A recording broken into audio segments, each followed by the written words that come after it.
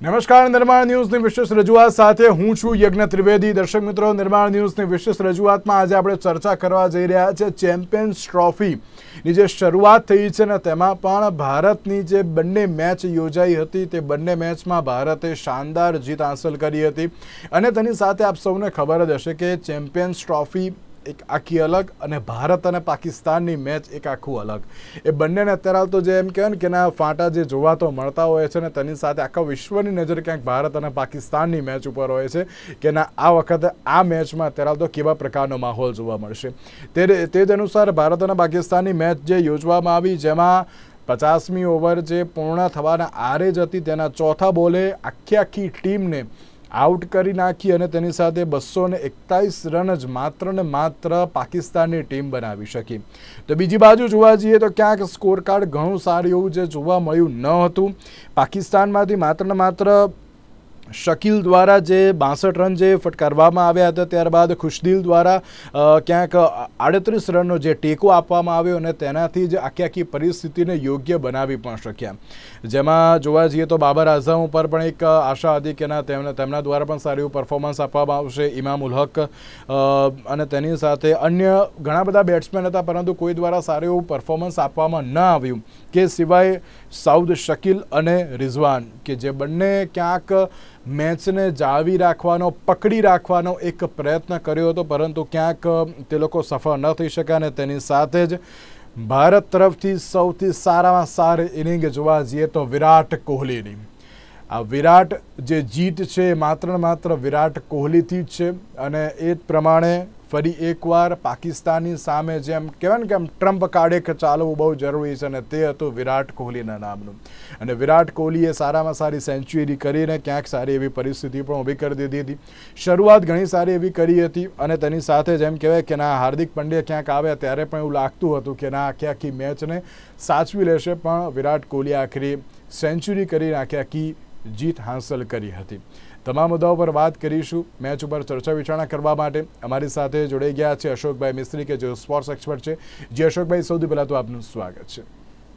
Thank you so much.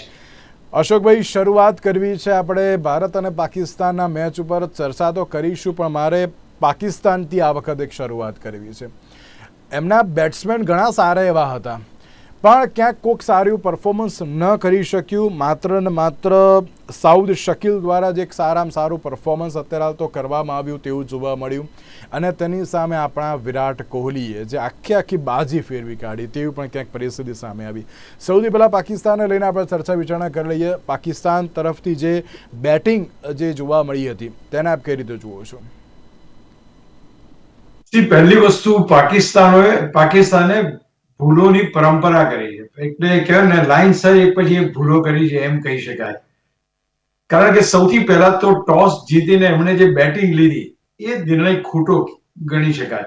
કારણ કે પાકિસ્તાનની હંમેશા બોલિંગ બહુ સારી હોય છે. એટલે બોલિંગ એની સ્ટ્રેન્થ છે. એ બોલિંગ સ્ટ્રેન્થ એને બદલે એ બેટિંગને સ્ટ્રેન્થ બનાવવા ગયા, જે બેટિંગ સ્ટ્રેન્થ ભારતની છે. એટલે પહેલી વસ્તુ તો ત્યાં જ ગોથું ખાઈ ગયા. અને એ લોકોએ જે 241 રન બનાવ્યા એ 241 રન કોઈ પણ રીતે કોઈ પણ ટીમ પર દબાણ લાવે એવી સ્થિતિમાં નહોતા. હવે પાકિસ્તાન કેમ ના રમી શક્યું? પહેલી વસ્તુ કે પહેલી મેચ 60 રનથી હાર્યા પછી ભારત સામે એ લોકો બહુ ડિફેન્સિવ હતા, ઓવર ડિફેન્સિવ જેને કહી શકાય. અને એમાં પાવર પ્લેની અંદર 2 વિકેટો પડી ગઈ. એટલે ડબલ ઓવર કોન્શિયસ થઈ ગયા એ લોકો અને એના કારણે રન્સ બની શક્યા નહીં. જે પાર્ટનરશિપ બની છે, પાર્ટનરશિપ પણ તમે જુઓ તો એટલા બધા બોલ એની અંદર ઉપયોગ થયો છે અને આટલા રન્સ બન્યા છે. તો પહેલી વસ્તુ કે એ ના બન્યું. પછી 11મી ઓવરથી 40મી ઓવર સુધીમાં જે રન જે રેટ જળવાવો જોઈએ એ જાળવવામાં ક્યાંક ને ક્યાંક પાકિસ્તાની સફળ થયા નહીં. પહેલી વસ્તુ, બોલિંગ સારી હતી, આગળ ચડો બોલિંગ સારી હતી, but it does not mean કે સ્કોર ન બની શકે. તો ક્યાંક ને ક્યાંક સિંગલ્સ લેવાની પહેલી જો વાત હોય, જેને રોટેટ કરવાની સ્ટ્રાઇકની વાત હોય, આ બધી જગ્યાએ ક્યાંક પાકિસ્તાનના ખેલાડીઓ અંડર પ્રેશર રમી રહ્યા હતા. અને આ અંડર પ્રેશર રમવાને કારણે પાકિસ્તાન એટલો સ્કોર જ પ્રોડ્યુસ ના કરી શક્યું કે જે સ્કોર સામે તમે જુઓ તો ખરા, 1 થી માંડીને 11 જણા સુધી બેટ્સમેન જેવી ટીમ સામે તમે 241 રન તો હવે T20માં થતા થઈ ગયા. તો એટલે પહેલી વસ્તુ એ છે કે ઓવર ડિફેન્સિવ, કારણ કે એમને હતું કે કોઈ પણ હિસાબે ભારતને હરાવવું છે, કારણ કે એમને જો ચેમ્પિયન્સ ટ્રોફીમાં ટકવું હોય તો ભારતને હરાવવું પડે, એટલે મિશન લઈ ચાલતા હતા. અને એટલે કહ્યું કે ભલે આપણે રન્સ ઓછા આવે, ડિફેન્સિવ રમો થોડું, અને પછી લેટેસ્ટ ડેથ ઓવર્સમાં આપણે સ્કોર વધારીશું. એ જે 30 ઓવર પછીનો જે ગાળો, 30 થી 40 ને 40 થી 50, જે સપના જોયા હતા એમણે સ્કોર વધારવાના, એ સપના સફળ થયા નહીં. જે રીતે ડાયરેક્ટ થ્રો થી ઓપનિંગ બેટ્સમેન જે આઉટ થયો છે, દેટ વોઝ ફેન્ટાસ્ટિક. અક્ષરનો તમે થ્રો જોયો હતો અને ત્યાંથી એમની શરૂ. ત્યાર પછી રિઝવાનની વાત કરો તો એને પણ બોલ્ડ કરવામાં આવ્યો.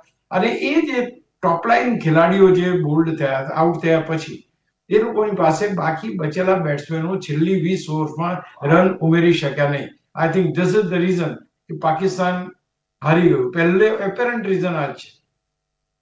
સાચી વાત છે ને અશોકભાઈ, એક બહુ જ એક સાચી વાત એ પણ છે કે 11 થી 20 ઓવરની વાત કરીએ ને, તેમાં કોઈ પણ બેટ્સમેને ક્યાંક બાઉન્ડ્રી મારવાનો એક ટ્રાય પણ ન કર્યો કે ના અમે એક ટ્રાય કરીએ કે જેનાથી અમે અમારું જે સ્કોર કાર્ડ છે એના અમે તેના પ્રોપર કરી શકીશું.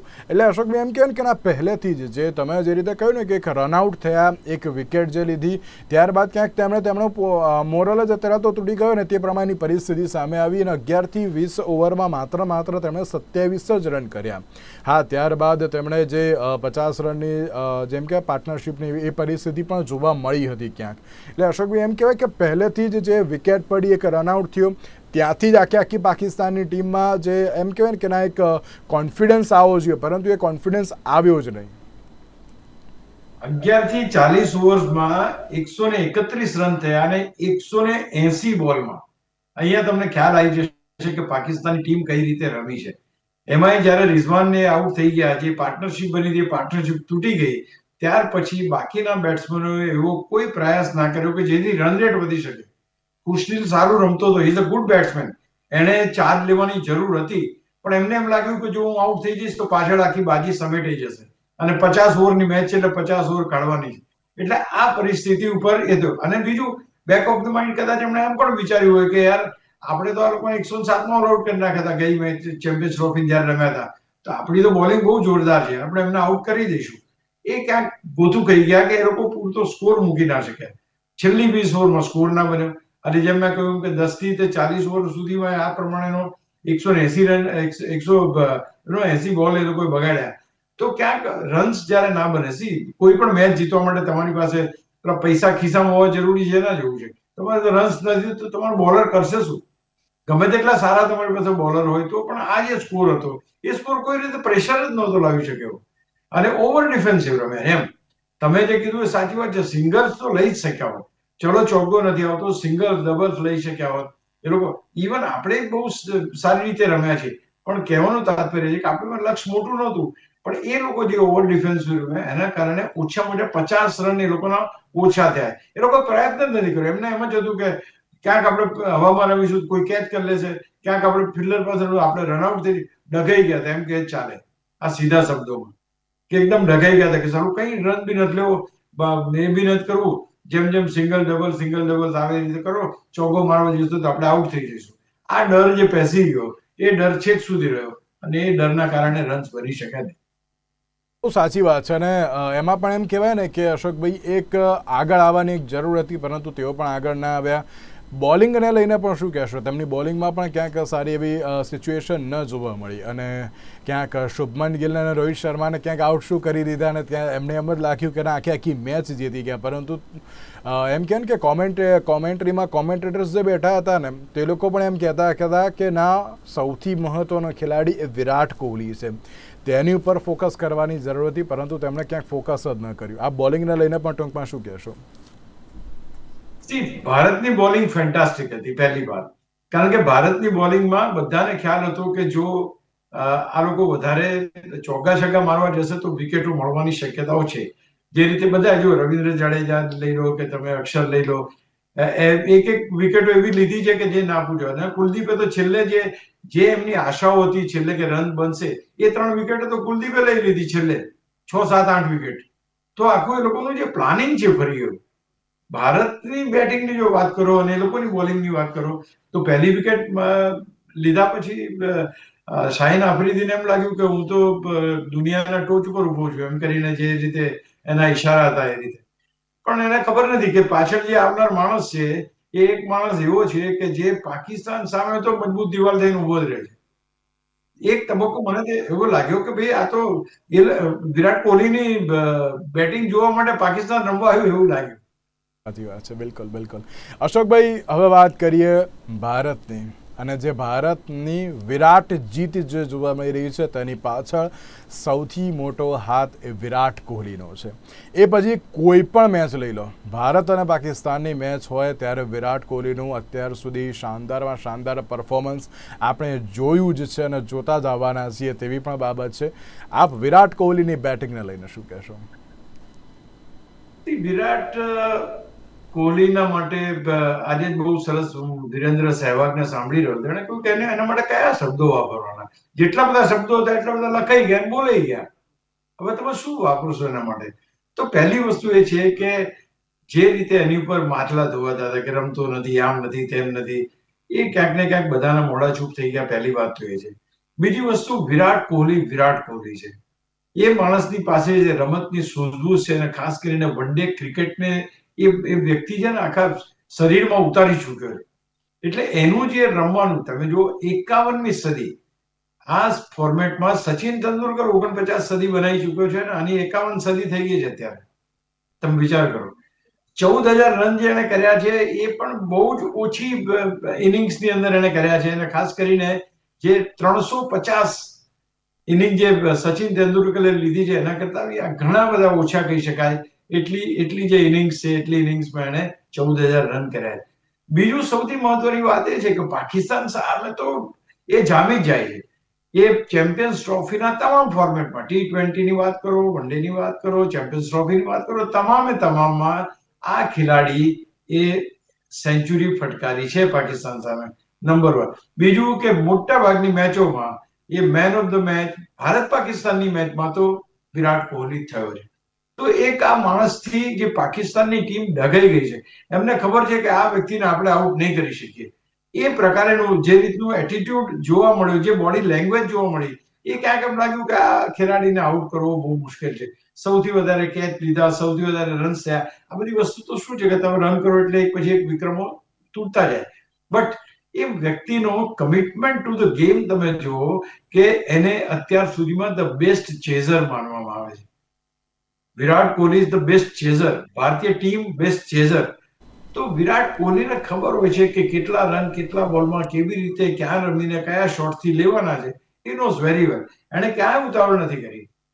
એક તબક્કો એવો આવ્યો કે જ્યારે હાર્દિક પંડ્યા આવ્યા ત્યારે એમ લાગ્યું કે આ વિરાટ કોહલીની સદી થવા નહીં દે, કારણ કે જે રીતે છગ્ગા ચોગ્ગા મારવા માંડ્યો હતો એટલે દરેકના દિલમાં ડર બેસી ગયો. પણ એના આઉટ થયા પછી હેડ્સ ઓફ, ઇવન અક્ષર પટેલને આપણે સલામ કરવી પડે કે એને સિંગલ લઈને ફરી એને એ આપ્યું. પણ એક બોલ બાકી હતો, એ એક બોલે પણ કઈ જગ્યાએ કેવો ચોગ્ગો મારવો એ વિરાટ કોહલીને ખબર હતી. ત્યાં ચોગ્ગો મારીને મેચ જીતી અને સેન્ચુરી એની પૂરી કરી.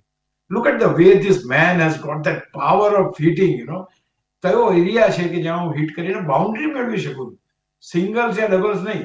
તો આમ જોવા જઈએ તો યાર જીનિયસ છે, એમાં કોઈ બેમત નથી. એ જે રીતે અત્યારે રમી રહ્યો છે, હજુ બીજા 5 વર્ષ રમશે તો હું માનું છું કે એના કેટલા રન્સ હશે ભગવાન જાણે. પણ પહેલી વાત તો એ છે કે ઇવન એનો જે કેપ્ટન હતો એને બી એના એટલા બધા વખાણ કર્યા કે ક્યાં ફિટનેસ બંધેગી, જબ આતા હૈ તો ખડા હી હો જાતા હૈ, હિલતા હી નહીં હૈ.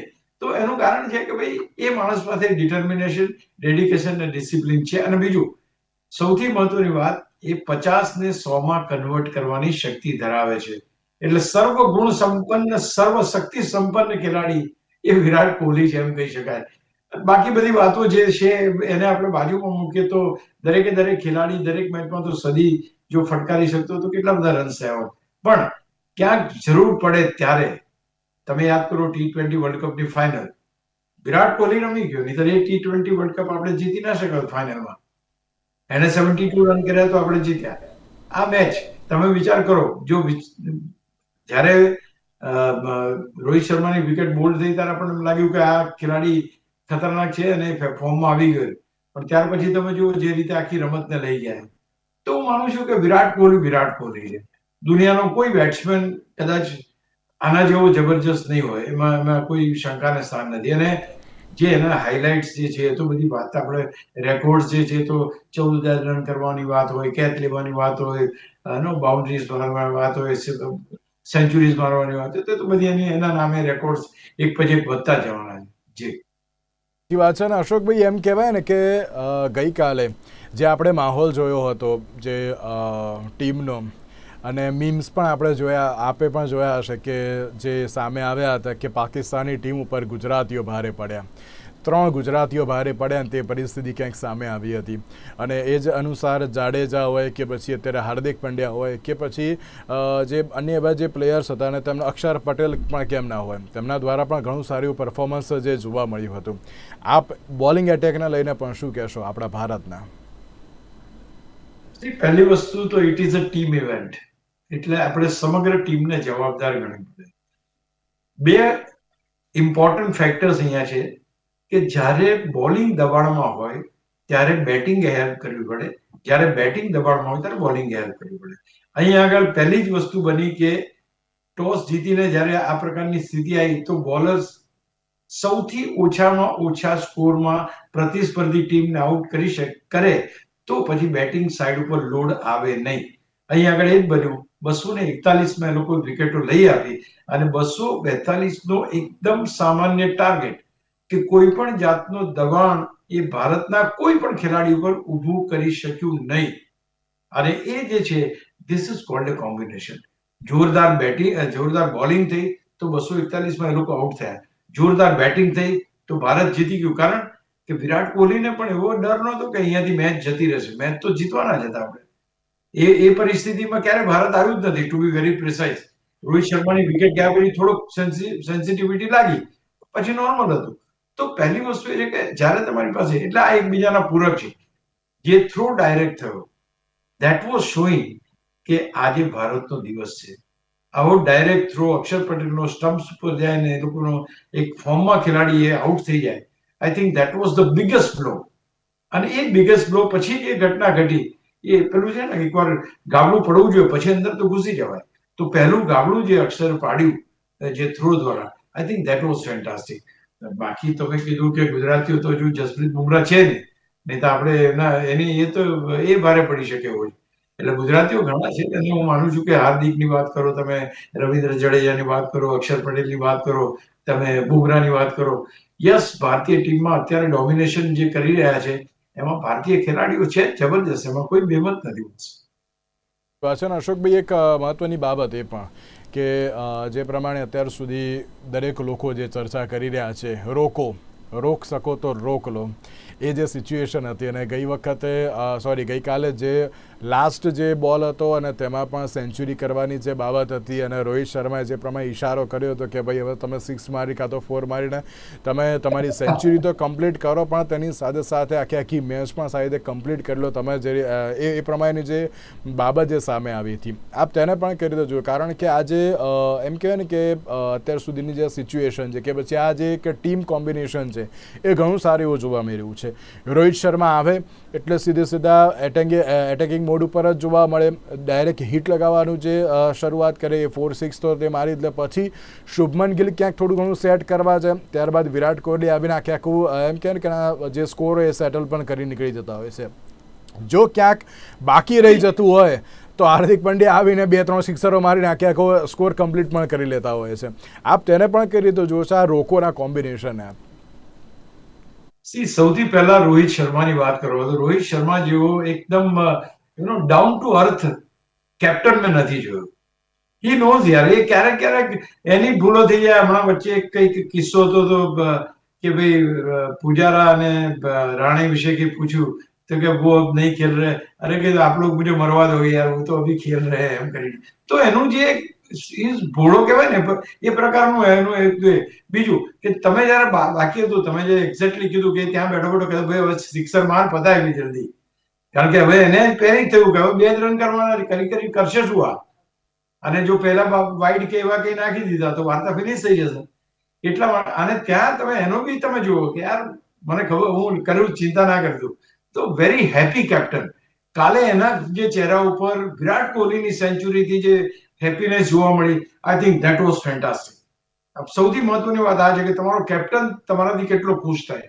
તો કાલે રોહિત શર્માની જે એક્સપ્રેશન તમે જુઓ વિરાટ કોહલીની સદી પછી, ધેટ ટેલ્સ એવરીથિંગ કે કઈ રીતે અત્યારે ભારતીય ટીમ કામ કરી રહી છે. કારણ કે આ જે હીટ, ગરમી જે છે ને, એ ગરમી આ બે ખેલાડીઓ જાણી શકે છે કે એમના ઉપર કેટલા માછલા ધોવાય છે જ્યારે ફોર્મમાં હોતા નથી ત્યારે, કે ટીમમાંથી કાઢી મૂકો, આમ કરી દો, આમ કરી દો, આમ કરી દો. એ બેને જ ખબર છે. એટલે એક સમદુખ્યા. અને જે રીતે આ ચેમ્પિયનની જેમ આ ખેલાડી રમ્યો છે, પ્રાઉડ થયું ઇવન રોહિત શર્માને કે યસ, મારી ટીમમાં હજુ દમ છે કે ચેમ્પિયન્સ ટ્રોફી મને જીતાડશે. જી બિલકુલ સાચી વાત છે. અને તેની સાથે એમ કહેવાય ને કે ના એક ટીમ ઇવેન્ટ અત્યારે તો જોવા મળી. જે રીતે તમે કહ્યું ને કે રોહિત શર્મા એ આવીને ડાયરેક્ટ હિટ લગાવે, પછી ધીરે ધીરે જે શુભમન ગિલ આખે આખું આમ સેટ કરી લે સ્કોર. અને આજે અત્યાર સુધીનું પરફોર્મન્સ બાંગ્લાદેશ સામે પણ ઘણું સારું એવું જોવા મળ્યું, જેમાં શુભમન ગિલે એક આખી મેચને આમ ટકાવી રાખવીને તે પણ આમ આપણે કહી શકીએ. ત્યારબાદ વિરાટ કોહલીએ અત્યારે તો જે સેટ કર્યું. આ ઉપરથી અશોકભાઈ એક બાબત ચોક્કસથી કહી શકાય કે આ વખતે ચેમ્પિયન્સ ટ્રોફીમાં કોઈ વાંધો આવે તેમ નથી ભારતીય ટીમને. પણ મારે એક સવાલ એ પણ આપને પૂછવો છે, મોહમ્મદ શમીનું જે ગઈકાલનું પરફોર્મન્સ હતું તેને લઈને પણ આપ શું કહેશો? મોહમ્મદ શમી ગઈકાલે જે રીતના પરિસ્થિતિ હતી, પણ એ ચેમ્પિયન્સ ટ્રોફીમાં તો બોલિંગ કરશે અને કોઈ વધારે પ્રોબ્લેમ આવશે નહીં આપણને. પહેલી વસ્તુ એ તમે એમ કહ્યું કે ચેમ્પિયન્સ ટ્રોફી જીતવામાં કોઈ પ્રોબ્લેમ નહીં આવે. અહીંયા થોડુંક આપણે બહુ દૂર જવાની જરૂર નથી. વન ડે વર્લ્ડ કપની જ આપણે વાત કરી લઈએ કે વન ડે વર્લ્ડ કપમાં તમામ મેચો ભારત બહુ મોટા માર્જિનથી જીત્યું હતું. અને ફાઇનલ આવ્યો. એટલે મારું કહેવાનો મતલબ એમ કે આ વખતે ફાઇનલ હારી જવાની વાત એમ નથી. મારું કહેવાનો મતલબ એમ છે કે તમામ મેચોમાં એક સરખો ટેમ્પરામેન્ટ જાળવીને રમવું એ બહુ અગત્યનું છે. આ વખતે ભારત પાસે 9 જણા બેટ્સમેન છે, 9મા સુધી. એટલે હું માનું છું કે ભારતની ટીમ જોરદાર છે, જબરજસ્ત છે, કોઈ સવાલ નથી. પણ આપણે હજુ મજર કાપવાની બાકી છે. સેમીફાઇનલ રમવાની છે ને ત્યાર પછી ફાઇનલ છે. સામે જો તમારે ન્યુઝીલેન્ડ છે, એ ખેલાડી ટીમ કેવી રીતે આપણને ટેકલ કરે છે એ પણ જોવાનું રહેશે. બાકીના જે ખેલાડીઓ છે, બાકીની ટીમો છે, એ કેવું રમે છે. અને અહીંયા હવેની જે મેચ છે એ પણ ક્રુશિયલ નથી કે આપણે એક સ્થાન તો નિશ્ચિત કરી દીધું, પણ એ ટીમ એવી છે કે જે મોંઘી પડી શકે એમ છે. ન્યુઝીલેન્ડની વાત કરો તો તમે, તો હું માનું છું કે આ બધી પરિસ્થિતિમાં આપણે બહાર નીકળવાનું. પછી સેમીફાઇનલ અને ફાઇનલ, એટલે સૌથી મહત્વની મેચ મારી દ્રષ્ટિએ છે સેમીફાઇનલ. જો આપણે સેમીફાઇનલમાં થ્રુ થઈશું તો ફાઇનલમાં આપણને કોઈ વાંધો નહીં આવે. અને આ વખતે જે ટીમ ચાલી રહી છે, જે રીતે બોલિંગ થઈ રહી છે, જે રીતે બેટિંગ થઈ રહી છે, I think we have got all એને કહી શકાય કે આપણે જીતી શકીએ એવી તમામ પરિસ્થિતિઓ આપણી ફેવરમાં છે. જી પણ ભારતીય ટીમે કઈ બાબતમાં વધારે પડતું ધ્યાન આપવું એ બહુ જરૂરી જોવા મળી રહ્યું છે? પહેલી વસ્તુ કે આપણે બહુ સારા ચેસ માસ્ટર તો ખરા, એમાં કોઈ ના નહીં. પણ ગઈકાલનો જે સ્કોર ચેસ કરવાનો હતો એટલો મોટો સ્કોર નહોતો. એટલે 242-43 રન ચેસ કરીને જીતી ગયાથી વધારે મીન્સ કે વધારે પડતા આત્મવિશ્વાસમાં આવવાની જરૂર નથી. આપણે આગળ ઉપર બહુ મહત્વની મેચો રમવાની છે. એટલે જેટલું બને એટલું Shubman Gill is really playing well. આ એક બેટ્સમેન એટલો જબરજસ્ત ભરોસાપાત્ર માણસ છે કે હી ઇઝ ઓલવેઝ પ્લેઇંગ. ગઈકાલે આઉટ થયો, that was the beauty of a delivery. તો જબરજસ્ત બોલિંગ હતી. તો ક્યાંક એટલે ભારતે એ ધ્યાન રાખવાનું કે આ રીતે વ્યવસ્થિત અને પ્લાનિંગ સાથે રમવું. આ કાલના ચેસ કરવાથી ભલે રેકોર્ડ બન્યા, ભારત જીત્યું, everything fair. I mean I don't have anything. પણ એવો કોઈ મોટો ચેસ કરવાનો સ્કોર હતો નહીં કે જેને તમારે એમ કરવું પડે કે નહીં યાર પહેલી ઓવરથી આપણે 7 રન 8 રન તો જોઈએ જ છીએ, એ નહીં થાય તો પ્રોબ્લેમ થશે. અહીંયા તો પહેલેથી જ 5 રન જોઈતા હતા, 4 કે 5 રન જોઈતા હતા. એટલે કોઈ પ્રેશર હતું નહીં. એટલે પ્રેશર ગેમમાં આપણું પરફોર્મન્સ કેવું છે એ પણ જોવાનું. બાંગ્લાદેશ સામે આપણે જીત્યા તો પણ અલગ વાત, એ બી મહત્વની વાત છે. હવે જે મેચ આવે છે એ મેચમાં ખરી કસોટી છે કે કઈ રીતે ભારતની બેટિંગ અને બોલિંગ આ બંને એક સાથે સિન્ક્રોનાઇઝ થઈને મેચને જીતે છે. આપણા માટે ભલે કદાચ મેચ ના જીતીયો તો પ્રોબ્લેમ આવે નહીં, પણ હું એવું માનતો નથી. હું માનું છું કે ભારતે મેચ જીતવી જ જોઈએ અને એવી જબરજસ્ત રીતે જીતવી જોઈએ. તો ક્યાંક એમ કહી શકીએ કે હા, સેમીફાઇનલ ફાઇનલમાં ભારતનું દમદાર પ્રદર્શન આપણે જોવા મળી શકે છે. આપનો આભાર અમારી સાથે આ ચર્ચા વિચારણામાં જોડાવા માટે. તો દર્શક મિત્રો, એક બાજુ જે રીતે ચેમ્પિયન્સ ટ્રોફીની જે શરૂઆત તો થઈ છે, ભારતે 2 મેચ તો અત્યારે જીતી લીધી છે, પણ હવે તેની સાથે એક નિર્ણાયક મેચ ન્યૂઝીલેન્ડની સામે પણ જોવા મળશે. તેમાં કેવી રીતનું પરફોર્મન્સ કરશે તે તો આવનારો સમય જ બતાવશે. તેની સાથે આજના વિશેષ કાર્યક્રમમાં આપશો રજા. નમસ્કાર.